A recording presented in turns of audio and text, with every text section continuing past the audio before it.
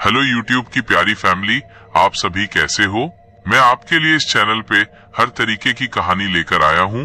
Haunted और मजेदार, रोमांचक, जादू टोना, ऐसी कई कहानियां इस चैनल पे मिलेंगी आपको।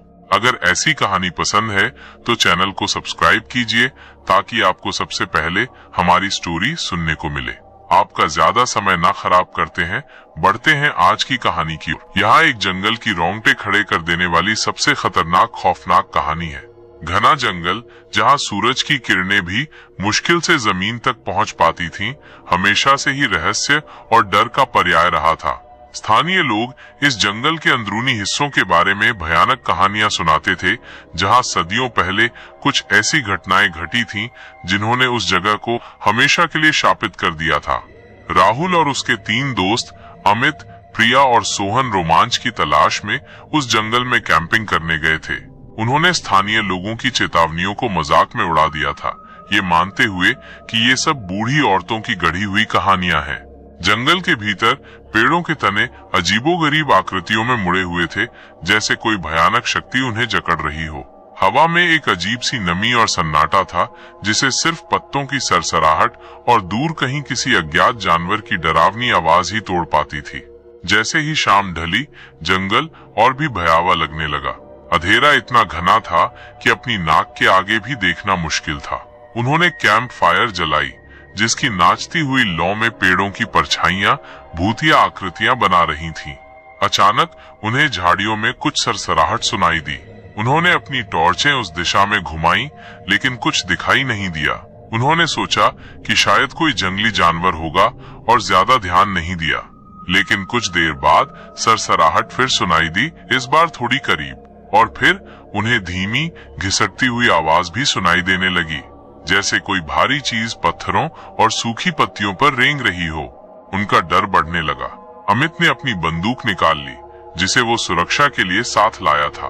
प्रिया और सोहन एक दूसरे से चिपक गए। राहुल ने हिम्मत दिखाते हुए आवाज लगाई, कौन है वहाँ? जवाब में सिर्फ जंगल का सन्नाटा मिला, लेकिन घिसटने की आवाज धीरे धीरे उनके कैंप के करीब आ रही थी। फिर पेड़ों के बीच से एक भयानक आकृति निकली।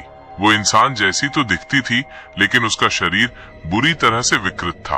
उसकी चमड़ी पीली और झुर्रियों भरी थी, आंखें गड्ढों में धसी हुई थीं और उनमें एक भयानक लाल चमक थी। उसके हाथ लंबे और पतले थे, जिनके सिरे पर नुकीले नाखून थे। उसके मुंह से नुकीले दांतों की एक भयानक पंक्ति झांक रही थी। वो आकृति घिसटते हुए उनकी ओर बढ़ी।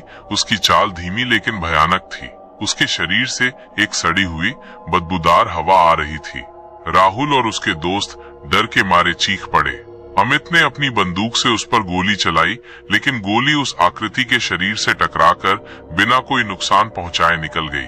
वो आकृति जरा भी नहीं रुकी, बल्कि और तेजी से उनकी ओर बढ़ने लगी। अब उन्हें समझ में आया कि स्थानीय लोग इस जंगल के बारे में क्यों डरते थे। ये कोई साधारण जानवर नहीं था।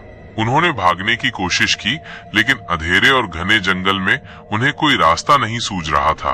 वो भयानक आकृति उनका पीछा कर रही थी। उसकी घिसटने की आवाज उनके कानों में गूंज रही थी। प्रिया ठोकर खाकर गिर पड़ी। सोहन उसे उठाने के लिए रुका, लेकिन तभी वो भयानक जीव उन तक पहुंच गया। उसने अपने नुकीले नाखूनों से सोहन के कंधे पर वार किया।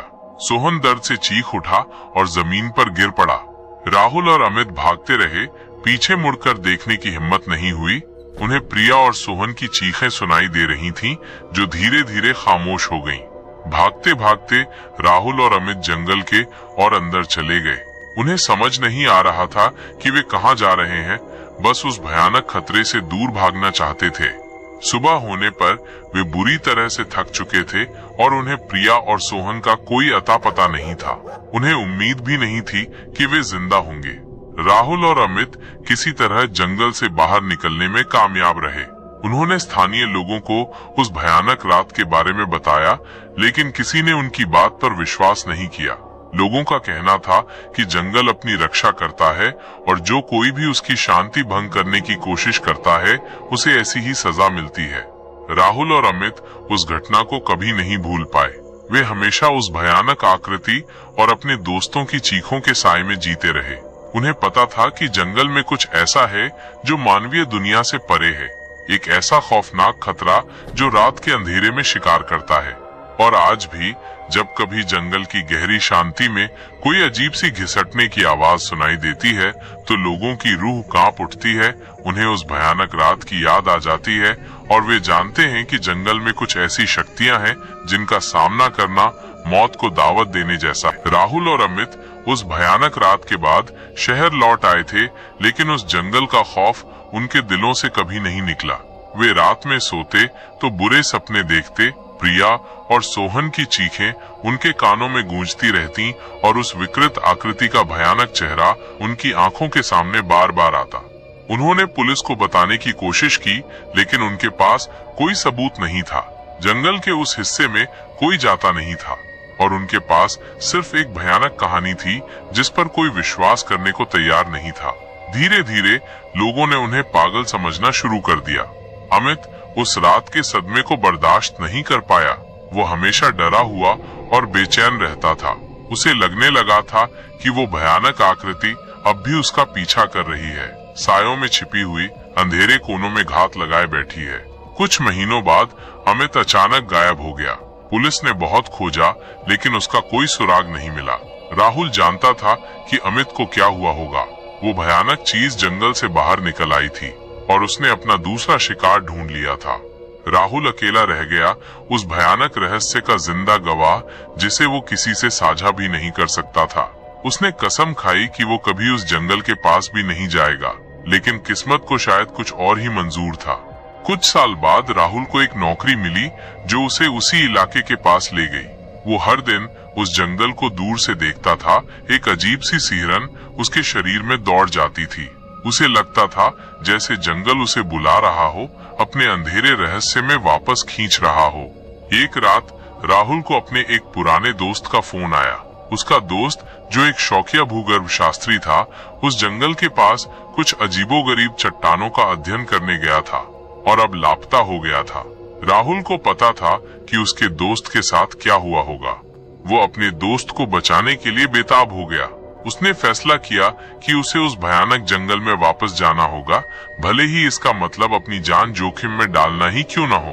अगली सुबह राहुल ने जरूरी सामान इकट्ठा किया और उस शापित जंगल की ओर निकल पड़ा। दिन के उजाले में भी जंगल उतना ही भयावह लग रहा था जितना उसने रात में महसूस किया था। पेड़ और भी अजीबोगरीब लग रहे थे। उनकी शाखाएं कंकालों की तरह आसमान की ओर फैली हुई थीं। राहुल धीरे धीरे जंगल के अंदर दाखिल हुआ, हर कदम पर सावधानी बरत रहा था। उसे हर सरसराहट और हर छाया में वो भयानक आकृति दिखाई दे रही थी। उसने अपने दोस्त को आवाज लगाई, लेकिन जवाब में सिर्फ जंगल का सन्नाटा मिला। जैसे जैसे वो जंगल के और अंदर जाता गया, उसे एक अजीब सी बदबू आने लगी। वही सड़ी हुई बदबूदार हवा जो उसने उस भयानक रात महसूस की थी। उसका दिल जोरों से धड़कने लगा। वो जानता था कि वो खतरा करीब है। अचानक उसे जमीन पर कुछ निशान दिखाई दिए, घिसटने के निशान, बिल्कुल वैसे ही जैसे उस रात उसने देखे थे। निशान एक घनी झाड़ी की ओर जा रहे थे। राहुल ने अपनी हिम्मत जुटाई और झाड़ी के अंदर झांका। वहां झाड़ी के पीछे उसे एक भयानक दृश्य दिखाई दिया। उसके दोस्त का शरीर बुरी तरह से क्षत विक्षत पड़ा था। उसकी आंखें खाली थीं और उसके चेहरे पर डर का भाव जमा हुआ था।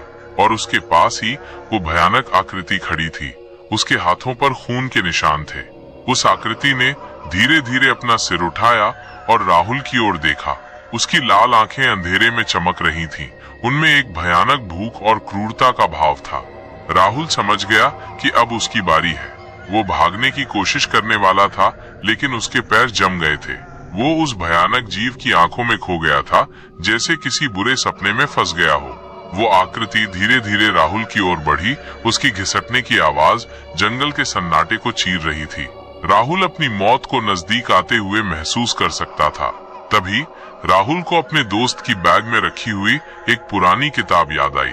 उसका दोस्त प्राचीन लोक कथाओं और अंधविश्वासों का शौकीन था। राहुल ने तेजी से बैग खोला और किताब ढूंढने लगा। उसे वो किताब मिल गई, एक मोटी चमड़े की जिल्द वाली किताब जिसके पन्ने पीले पड़ गए थे। उसने जल्दी से पन्ने पलटे, उम्मीद कर रहा था कि उसे इस भयानक जीव के बारे में कुछ जानकारी मिल जाए। और फिर उसे वो मिला। किताब में उस जंगल के बारे में एक पुरानी किंवदंती लिखी हुई थी। कहा जाता था कि सदियों पहले इस जंगल में एक दुष्ट आत्मा भटकती थी जो जीवित प्राणियों का खून पीती थी। उसे सिर्फ एक खास तरह के प्राचीन मंत्र और एक पवित्र हथियार से ही हराया जा सकता था। किताब में उस मंत्र और उस हथियार के बारे में भी जानकारी दी गई थी। हथियार एक प्राचीन खंजर था जो कभी एक पुजारी का था और माना जाता था कि उसमें पवित्र शक्तियां थीं। मंत्र एक लंबी प्रार्थना थी जिसे शुद्ध हृदय और पूर्ण विश्वास के साथ पढ़ना होता था। राहुल के पास वो खंजर तो नहीं था, लेकिन उसे मंत्र याद करने की कोशिश करनी पड़ी। वो डर और निराशा से घिरा हुआ था, लेकिन उसे अपने दोस्त और अमित के लिए लड़ना था। वो भयानक आकृति अब उसके बहुत करीब आ गई थी। उसकी सड़ी हुई सांस राहुल के चेहरे पर महसूस हो रही थी। राहुल ने अपनी आंखें बंद कर लीं और उस प्राचीन मंत्र को पढ़ना शुरू कर दिया। उसकी आवाज डर से कांप रही थी, लेकिन उसमें एक दृढ़ संकल्प भी था। जैसे ही उसने मंत्र पूरा किया, जंगल में एक अजीब सी हवा चलने लगी।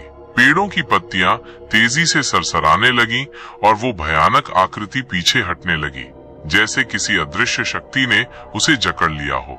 राहुल ने अपनी आंखें खोलीं। वह आकृति अब दर्द से कराह रही थी। उसकी लाल आंखें धुएं में बदलने लगी थीं। उसके शरीर से एक काली धुएं की लकीर निकलने लगी और धीरे धीरे वो हवा में घुल गया, हमेशा के लिए गायब हो गया। जंगल में फिर से शांति छा गई, लेकिन ये शांति पहले जैसी नहीं थी। राहुल जानता था कि उसने एक भयानक बुराई का सामना किया था और उसे हराया था। वो अपने दोस्त के शव के पास बैठा रहा, दुख और राहत के मिले जुले भावों से भरा हुआ। उसने उस प्राचीन किताब को अपने साथ लिया, जानता था कि ये उसे उस भयानक रात की याद दिलाती रहेगी और उसे ये भी याद दिलाएगी कि बुराई हमेशा मौजूद रहती है। अंधेरे कोनों में छिपी हुई सिर्फ एक बहादुर दिल और दृढ़ विश्वास से ही उसे हराया जा सकता है। राहुल उस जंगल से कभी नहीं भूला, लेकिन अब उसका डर कम हो गया था। उसने जान लिया था कि जंगल सिर्फ भयानक नहीं होता, उसमें प्राचीन रहस्य और शक्तियां भी छिपी होती हैं, जिनका सामना करने के लिए हिम्मत और ज्ञान दोनों की जरूरत होती है। और उस रात के बाद राहुल कभी भी जंगल की कहानियों को मजाक में नहीं उड़ाता था।